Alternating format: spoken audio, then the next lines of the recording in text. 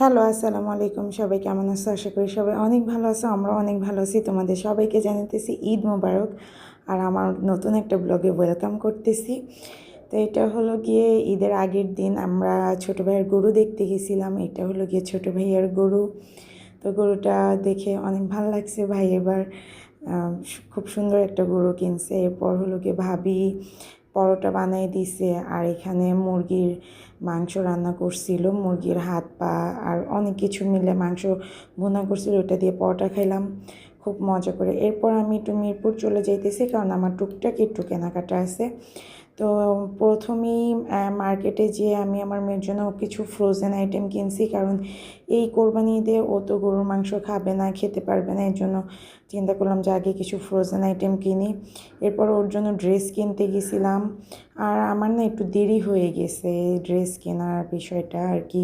একদম ঈদের আগের দিন আমি কখনোই কেনাকাটা করি না, এই ফার্স্ট গেছি, কিন্তু আমার ওইভাবে কিছুই পছন্দ হয়নি, আমি ওইভাবে কিছুই কিনতে পারিনি, আমার বাসায় চলে আসতে হয়েছে। আর বাতাস খেয়ে খেয়ে বাসায় চলে আসতেছিলাম। আর ওর দাদাভাই মানে টাকা দিছে, এর জন্য হলো কি আমার মনে হলো যে না, কিছু একটা কিনে দেই।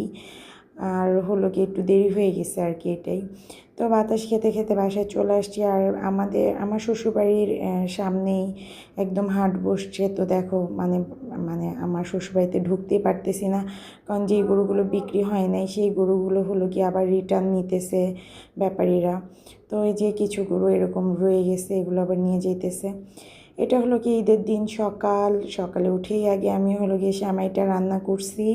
সেমাই রান্না করে রেখেই হলো গিয়ে আমি আমার শ্বশুরবাড়িতে আগে চলে আসছি, কারণ এখানে কোরবানি হয়। আর আসার সময় রাস্তায় দেখলাম যে আল্লাহর হুকুম পালন করা হচ্ছে, আল্লাহর পশু কোরবানি দেওয়া হইতেছে।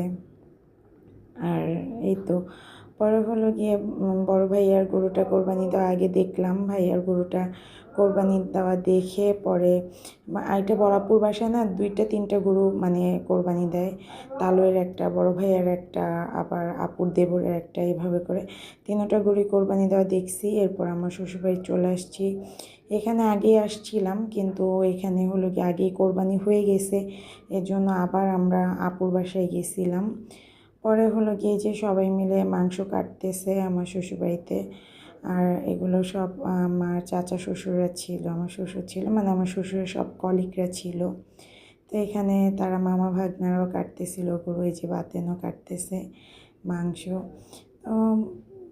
ডেটা খুব ভালোই গেছে। আর কোরবানি ঈদ তো এরকমই, মাংস নিয়ে ঘোরাফেরা পারাপারি। তো আর আমার মেয়ে একটু রেডি হয়েছে, রেডি